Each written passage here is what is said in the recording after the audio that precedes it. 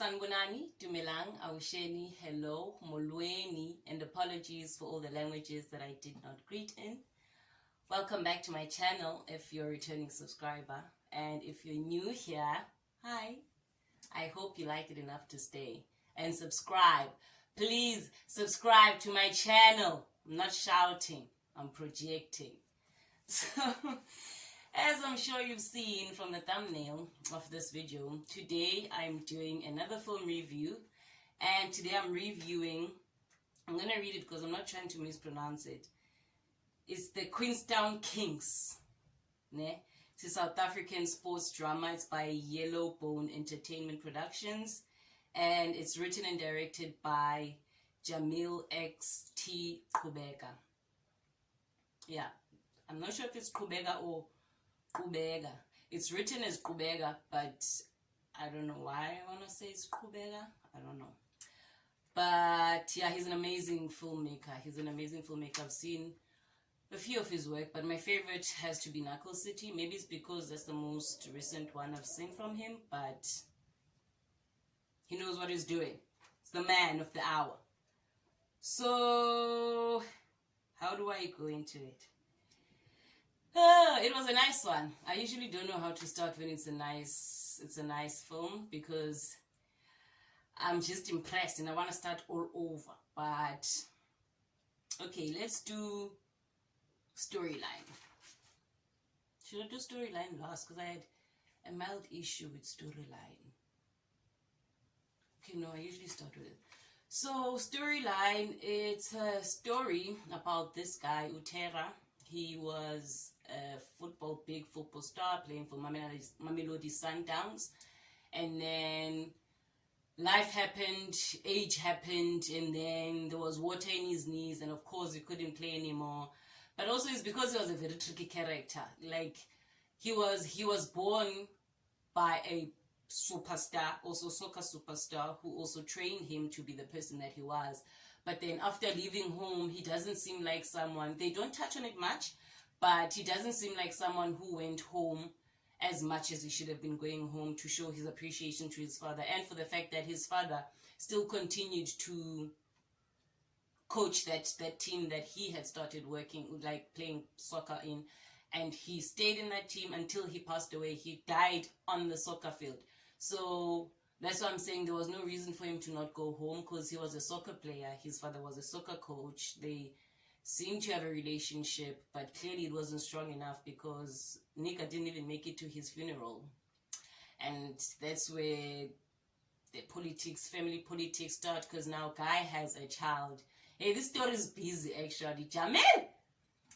Guy has a child with this lady, and then leaves the child at home with the lady, lives his best life in Joburg.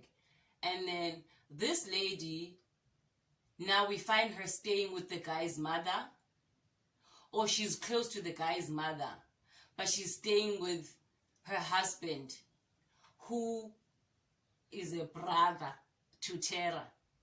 So it's like, I'm not sure if they're brothers, or it's, you know how like guys will call each other brothers just because they're really close friends.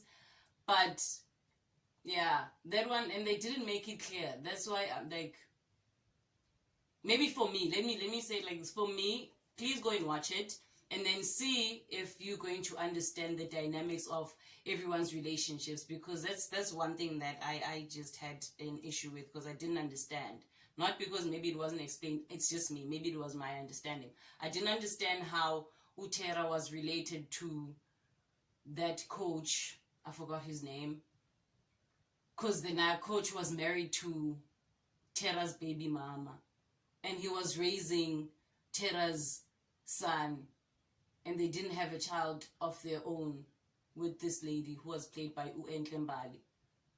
Please go watch it, guys.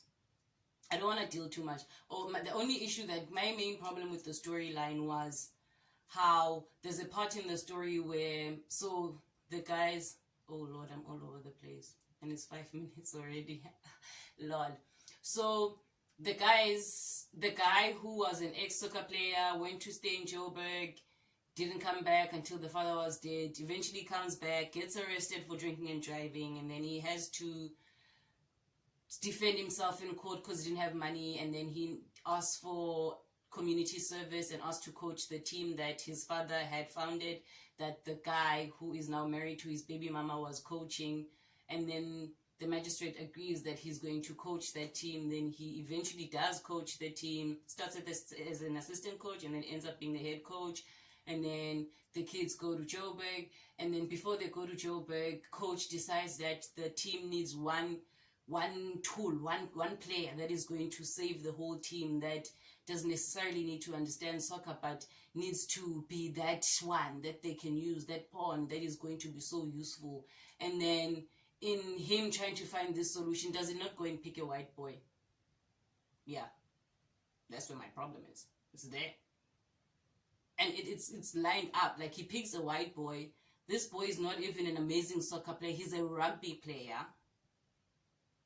So, and he doesn't even give him much time to practice. Maybe I'd understand, okay, it takes him a year, or if the film had started with him firstly finding this boy and now spending time teaching him how to play soccer, because in the story it seemed like the guy had never played soccer in his life. He had just been a rugby player, and then Uteras finds him, convinces him that he should join his team, and he agrees. And then there's a match that they win because they have that. I have an issue with the savior or the character that comes with the answer, or that comes with the ability for the story to move forward into the next part, being a white face. I'm sorry if that doesn't sound right. Maybe I'm failing to say it correctly, but it's wrong for us to maintain the structures and the stereotypes that used to govern filmmaking. Before, in films, yes, the white men used to come into a story to save black people. But that's not the case anymore. We do our own saving now. Can we not have an African face, like a black face, saving black people? Because in most cases, Vela, that's what eventually happens. It's rare for a white face to come and save a group of black people just for the black people to grow and benefit, and for them to gain nothing. And yeah, no. Maybe that one is the personal one. But yeah, I just have an issue with the white face being the savior. So that's why I say it's storyline a bit problematic for me. But then the rest of the film, let's go into it. So, casting director did an amazing job. Amazing. You guys, it was so amazing. In the beginning, there's jump cuts between Tara's character and his son. So he has a son. I think his son's name is Fezile. Fezile. So they keep on showing Tara. They show Fezile. Tara, Fezile. The way Tara and Fezile look alike, guys. I had to watch the beginning of the film twice, because at first I thought it was a flashback. Flash forward. Flashback. Flash forward. But it wasn't. It was the exact same moment. It's just that those two characters look so much alike. Like Ufezile looks exactly like what I'd assume Tara looked like when he was younger.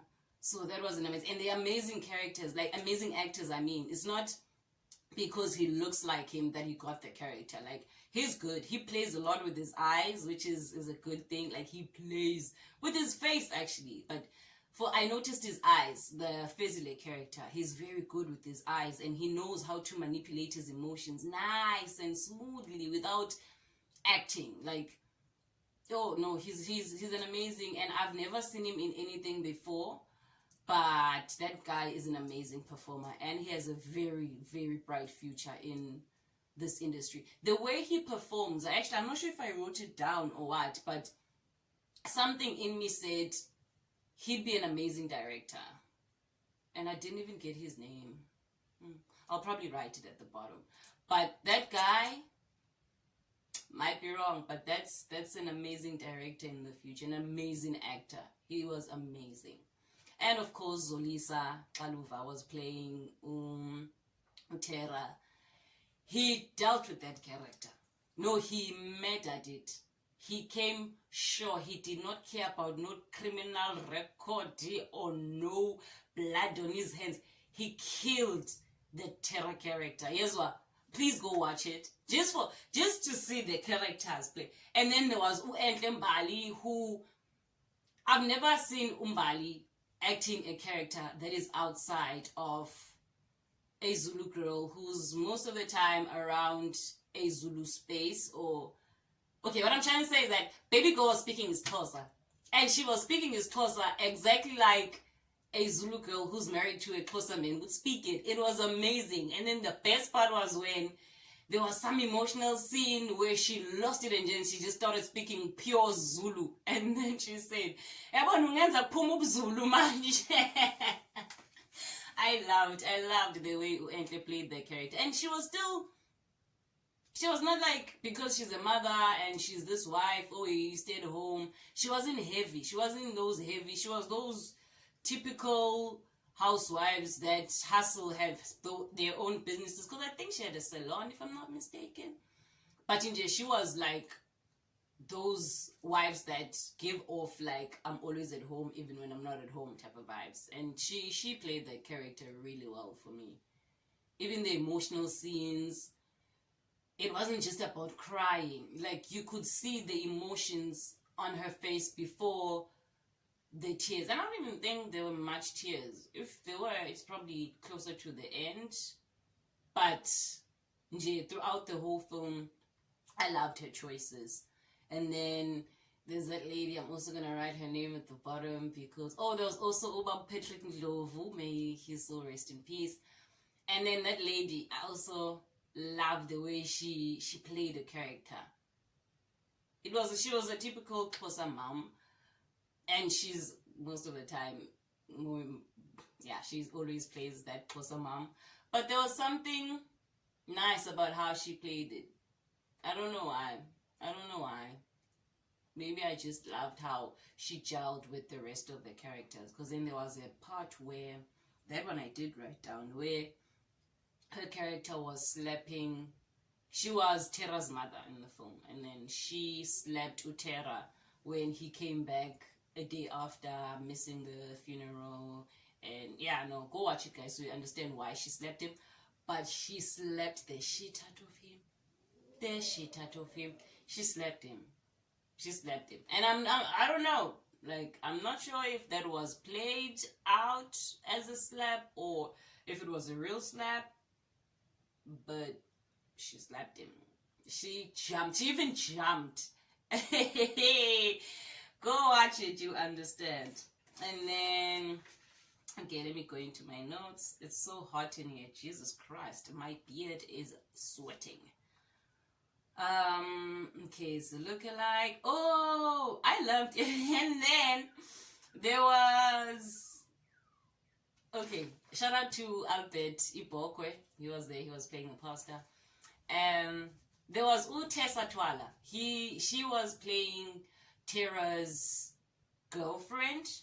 And then, she was the girlfriend. And then later baby mama, but she was the girlfriend. Hey, guys, please go watch it and tell me Tessa's character is not giving Beauty. From Beauty, Beauty. Beauty, guys. And then I want to Tessa, even the way she speaks, like Beauty, even the way her body moves, like she's all over the place. Even the way she speaks, she's just all over the place. But she played that character really well. She played it really well. It was annoying, and I can imagine that part of her character had to be annoying because she was that girlfriend with her partner because akafuna tatu yabantu nje. But she nailed that character. She nailed it. There was even a part where she was in the car, and then there were cows walking past the car, and she was just Beauty. Guys, please go see Beauty. If you've never seen Wakala Nyonin and you don't know what I'm talking about, I don't know, maybe you can try and go catch a scene on YouTube of Beauty from Wakala Nyonin, because if you know, you know. If you don't, forget about it. I get that. So the only issue with casting that I had was there was a Pinky character. I think it was Pinky's B or Pinky's Beast. I don't know.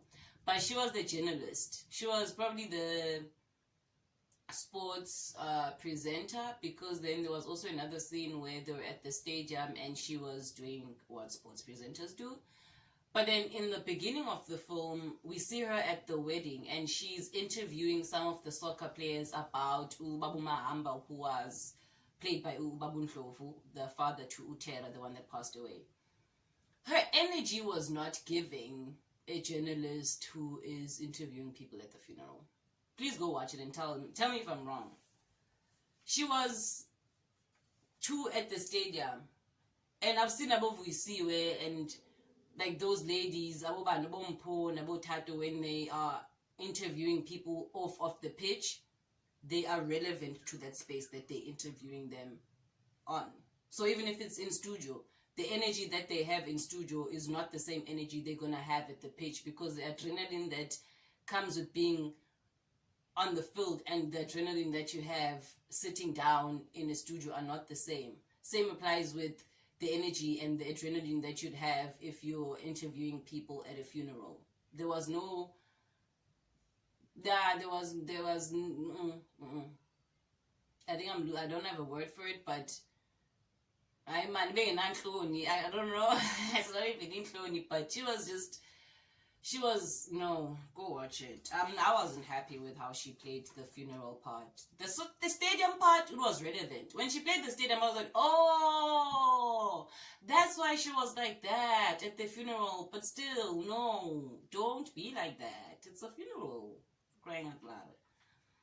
But yeah, and then the soccer players were convincing, all of them, especially when they were on the field. That was my favorite part, to be honest with you, because I'm a fan of films that have action, whether it's dance, it's sport, different types of sport. I love those type of films.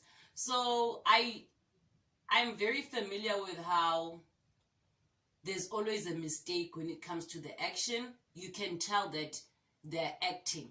When it's a soccer film, you can tell that they are choreographing the ball to get to Fezile so that Fezile can score in a choreographed manner. They didn't make it seem like that. It looked natural.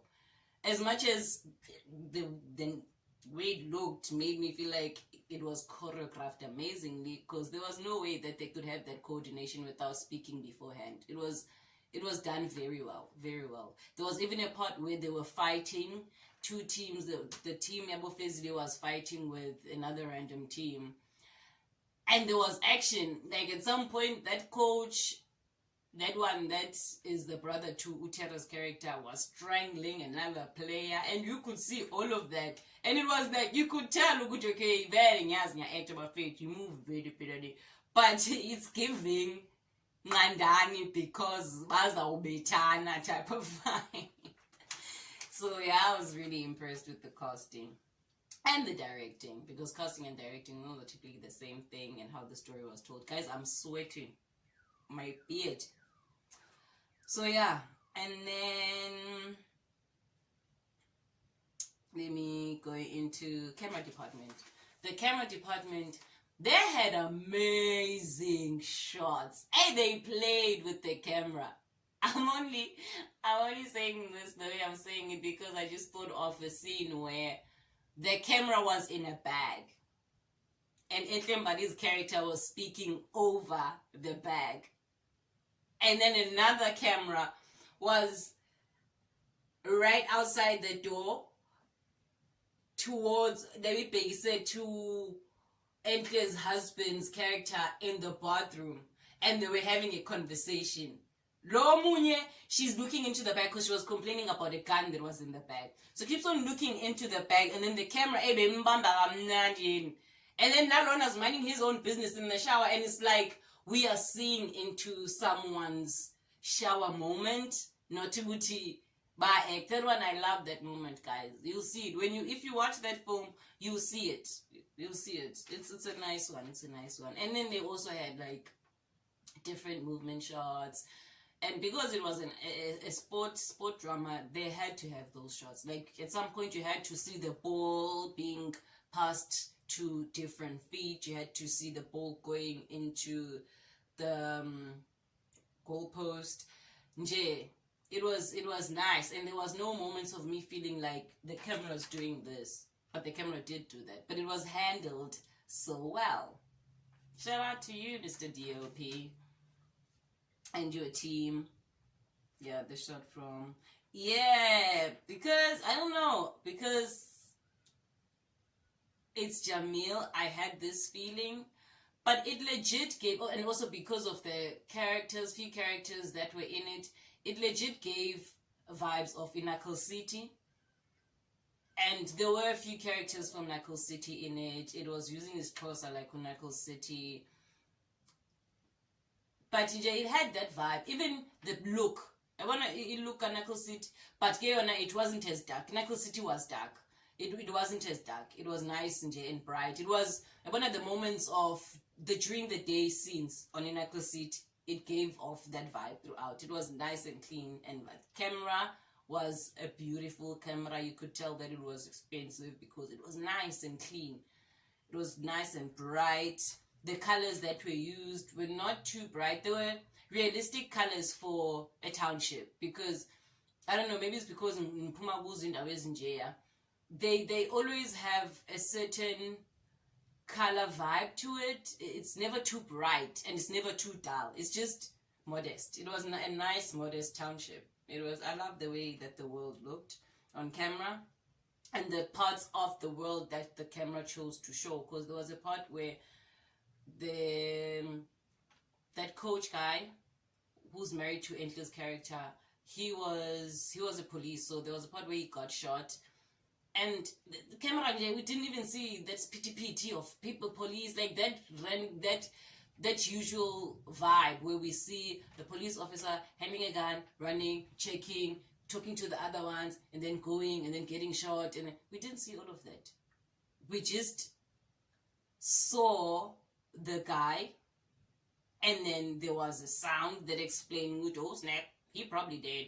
And then next thing we come back, it's a nice shot of the guy being picked up by the paramedics, and even the way they chose, they didn't show everything.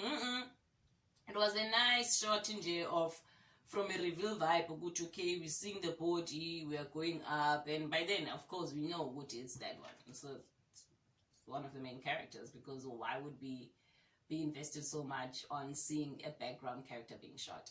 So it reveals him, and then it moves out. I think it went into a, what is this thing? What do they call that thing where, that camera that they operate with the phone sometimes? That one that moves, that flies, drone shot. I'm so embarrassed, but it's fine. It moved into a drone shot in a lovely way. Let me move. Guys, I'm not a camera person. I just understand a bit of it because I did study filmmaking, and they did unpack a bit of camera and camera handling. And then the camera was very neat and discreet. There were numerous parts where, especially in the cars, where the main characters were shown to seem like they're driving, but then you knew they weren't, because there was a part where Tessa's character was behind the wheel, and then Utera goes into the car, closes the door, and then they're supposed to like go off, yes, do that, like the vibes. Tessa's character takes the car, in tutu all over, and I'm like, I had to rewind at least 3 times for me to see, oh, I knew it, that wasn't her. But the way they played it, it's only if you're like me that you're going to notice, okay, that wasn't her, because she had long braids and there were no braids when the car jetted off. When you focus, go and watch it and focus, you'll see what I'm talking about. So yeah, I love camera handling. I was impressed. Sound was, I had no complaints. As you know, I'm not a sound person. I think I've said this so many times in all the film reviews. If there's no boom in shot, I'm happy. And if the sound doesn't squeak, or at some parts it's louder than other parts unnecessarily, I was happy. I'm actually going to explain when sound really... I'm sorry about that. I ran out of space, as usual. But yeah, as I was saying, I'll explain when the sound department really impressed me. So now, actually, I don't know why I'm putting this paper down. So now, let's go into my department, of course, the art department. Ta-da-da-da. Am I not forgetting any department? I've been known to do that. Did camera, storyline. I did sound. Hair and makeup it was realistic. It was just realistic. Honestly. There was nothing dramatic that I'd say they did wrong. They got it right. Even the journalist's hair, that Pinky's character's hair. Go see it, you'll understand. So, art department, they had annoying props. I'll just point it out. They had specific detailed props, like letters from Sundowns. So obviously you have to get their logo and find a prop. And then they were showing those letters. So you had to find a format. Would they really write a letter like that of accepting someone into their team? There was a part where the guy was sending a letter to Sundowns when the film started. Particular signs like those props for the sale. I wonder how many shots they had, because there's a part in the beginning where Utera takes those for sale signs and he throws them in the bin. Which, how many times did he do that? And if it didn't get destroyed when he did it the first time, throwing it into the bin. But there was nothing traumatic. Like even a car, there was just one expensive car, a Porsche. Nayo Futi, it wasn't throughout the whole film. It was just for the beginning part of the film. And then there was an old ass aeroplane. I shout out to Prop Master. Where did you find it? How? Like, guys, go watch it and you'll see the part of the plane and you'll just understand that just screams art department. It legit screams art department, because you'll never find such a thing at an airport. I find it hard to believe. Go watch it and maybe come back and tell me if I'm wrong. But even the set dressing, it was realistic.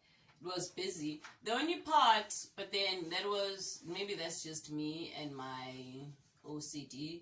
There's a part where Entle's character is making lunch for her husband. Before she saw the gun, before that part of the gun, she was making lunch for this guy. He's a policeman.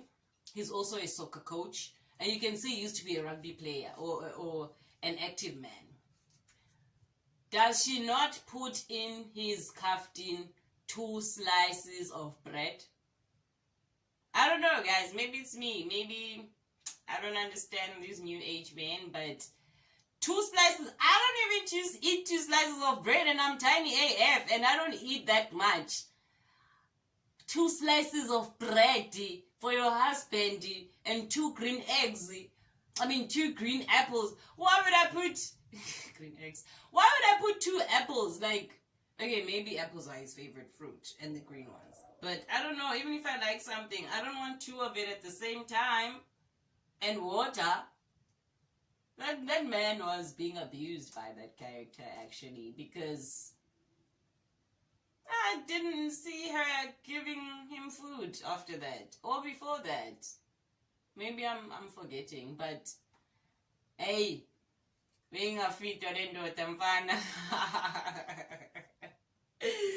But yeah, I just noticed that because I know in the last production that I was working on, if I did try to put 2 slices of bread, it was going to be like, hi sisi, ngeke phela umuntu lo baba umuzi baba womndeni and iphoyisa angeke add 2 slices, because, but yeah, maybe that was just me. Okay, the bloody scenes were shot well. There was few. They were all shot well. The blood didn't make me complain. And I focus on the blood because I will watch your color, I will watch your texture, and I will watch how it came out of where. So I was impressed. I was really impressed. And another issue I had an issue with the hotel beds. You'll see it. When you watch it, you'll understand what I mean. Those beds, Hotels don't make their beds like that. Even if it's a 1 star, if there's one thing that usually seems like a standard in majority of these establishments that allow people to sleep it I oh, but that those beds were not done by the hotel people or hotel standard people. It was not that. It was not right. Go watch it, you understand why I'm saying that. Those beds looked like they took a wide shot after close-up shots. That's what it looked like. I highly doubted that was the situation, but that's what it looked like. They were just shobene. They were scruffled. They looked like they had been occupied a few minutes before they shot. And the worst part is that when we saw them, we saw the beds right before the guys jumped on them. So it seemed like they were able to mount on top of the beds, and then it was cut, and then they stepped off, and then someone didn't fix the bed properly, and then they shot that one, and then they jumped properly, and then they couldn't cut again. And I was not impressed with how the beds were made in that hotel room, period. And they said it was a high-class hotel, so no, go watch it, you'll understand. But all in all, I loved everything that the art department did. The world, as I had explained in the camera department explanation, the world was realistic. It was a township. Even the soccer pitches, they were all realistic. Like at some point they were playing on muddy water, at some point they were playing on patchy grass. That is legit what you'll find in the Eastern Cape when you are playing sports. Even if it's netball, whatever sports you play, you'll know that soccer fields, anything, sports facilities in Eastern Cape are very neglected. Like, I don't care who says what. I'm speaking from experience. Fix it, Eastern Cape. Yeah, I think, yeah, if I'm forgetting anything, I've been speaking, I'm even sweating for the 4th or 5th time. If I'm forgetting anything, I'm sorry. But going back to how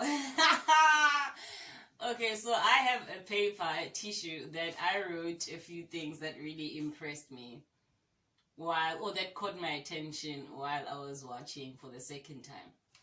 There are cheerleaders there. They're led by I don't know her name also. I'm very bad with character names, but she was played by Kanyam Kangis. I go watch those cheerleaders. They are so useless. Like the whole time I kept on hearing them say, "Who are we? We are winners. Who are they? They are losers. Who are we?" That's what they said. There's no dancing, no cheering. Like there was no energy for the cheerleaders, but they looked amazing. Please go watch the cheerleaders. They'll crack you up. And then, as much as... Okay, I'm really running out of space now. So I'll wrap this up. Firstly, by saying shout out to my friend Usiavuya, Jeffrey Baby Feng, for being Jamil's mentee and also being part of this production. If Usiavuya is part of it, it was guaranteed to be an amazing production. And I'm not just saying that because he's my friend. I mean it. So, yeah. Going into the fact that, yes, it was a sports drama, but they had moments of humor that really captured me and added as cherries on top. So as usual, I'm gonna point out my 3 favorite, and they in no particular order, but okay, maybe they should be in particular order. You'll only understand if you go watch the film. So I'll start with, there was a bully moment. I wrote it as bully moment. If you are as old as me or older, or if you are familiar with Home Affairs, used to play on SABC 1 years ago, there is something called a bully moment, and you're going to understand it if if you know Home Affairs. But there was a moment there, and I'm sure if you know Home Affairs and you've seen this film, you definitely, what did they call it back in school? I'm about to embarrass myself again, but I think it was called prefabrication. I think so. When they use content from the past and they use it in a current context that and make it fit into the time. I'm not sure if that's what it is, but yeah, I think it was called prefabrication. They had a lot of moments like that, and bully moment was one of them where Tera was in town with his girlfriend, and then his girlfriend was complaining about something, but they were arguing, and then the girlfriend walks off while Utera's still speaking to him, and then he says, I think it says unjalo ke wena uzohamba ndithetha nawe, and then the girl continues to walk home, and then he's like, yo, uyavaya ndithetha naye. If you get it, you know. If you don't, then we all know why. But in we all know la moment ka ebuli. Yo, lo mntana uyavaya ndithetha naye. It was that shit. It was that moment. Go watch it, you'll understand. And then second time was when Tera's team was playing, the team he was coaching, Yabo Fezile. They were playing with the random team I was telling you about, where they started fighting. And then this other one, Naege, from that random team, he looked dangerous. He looked like a gangster. He just went straight to the car, fetched a gun, came back, and was about to fuck shit up. Did they not run? What was funny is how they ran. Like, it was like, no one cares about anyone. Like, let's just run. And the whole time, Utera's signaling to the coach guy to turn the truck. And he's just standing there. Even I, at some point, was like, Jesus, the truck! Yo, that moment cracked me up. They were jumping over chairs. It was a mission. Please go see it. It's really amusing. And then the last one, of course, it has to be the highlight of the entire film. That's why I was saying that it has to be last. Because it was top tier, baba. It's when there was a part where Utera, right after he had suggested that he's going to be coaching the team, then the original coach was not impressed, of course, and he didn't want to give him an opportunity to coach the team. So on this random day, that's a day where Tessa's character took imoto and then drove off. That's the day. So Ugai comes, he tries to explain something. He was just being hard. Like, he kept on being hard on the kids, making them carry each other, running around. It was almost like they're going to war. It's not even lying. Like, go watch it, you'll understand. And then again, Utera complains, our dog. These are sportsmen, they're not soldiers. What's happening? And then this guy just dismisses him. And then when he dismisses him, he repeats something that he had been saying to the players. He kept on saying, Omnye, pesgo, omnye, masiye, maweti, masiye. So this guy is speaking to him. He just kept on saying the same thing. He was looking at him straight in the eye and he was just saying, Omnye, omnye, omnye. Yo, that moment sent me, guys. It sent me. Every time it was said, I thought back to the moment I heard it being said. Oh, wow. And that became like the slogan, because at the end, in the film, when the coach was calling the boys to wish them well, the original coach that was the policeman, he was wishing the guys well on their game, and at the end he said, "Oh yeah," and then they all said, "Oh yeah, oh yeah," and then he'd say at the end, "Eke."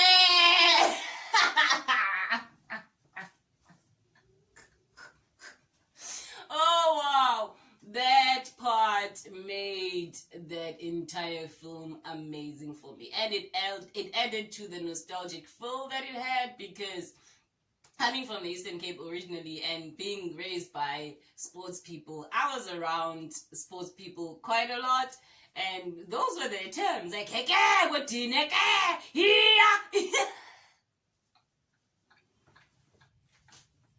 So it reminded me of all my father's friends and all my mom's male friends, because it was just giving, I'm in the Eastern Cape, I'm a coach, and that's my vibe. I loved it. I loved that film. It made me miss Ipizana, which is rare. I hardly ever miss it. but it legit made me miss Pisana and being in town. And anyone nje wasekhaya ePizana, they know ba andisakafani town. But I legit missed being in town, Epizana, and listen to all those people speaking those because that's exactly how they spoke. Abanye bethetha isipondo, abanye bethetha sasiXhosa, sasetownship, nje. The language was amazing. It was amazing. Even the background speaking, you could hear about, says Lalinyani, guys, Sabawe, piano. So yeah, it was an amazing film. From me, I'd give it, I was going to say 10 over 10, but you guys are going to say I'm saying 10 over 10 because Usiavuya is in it, so I'm just going to say 9 over 10. Because it was an amazing production. I enjoyed it, and I definitely recommend that you go watch it. I've convinced so many people here at work already to go watch it this weekend. So do the right thing, guys. Watch it. It's lovely. It's supporting African content. It's supporting South African content. It's amazing, guys. Imnandi futhi ngathi nempilo. Go watch it and enjoy it, and definitely come back and comment when you've seen it. Tell me your favorite parts, and yeah, you can speak back to whatever I say throughout the whole video. And yeah, let me cut it because it's a long one. Thank you very much. See you on the next one.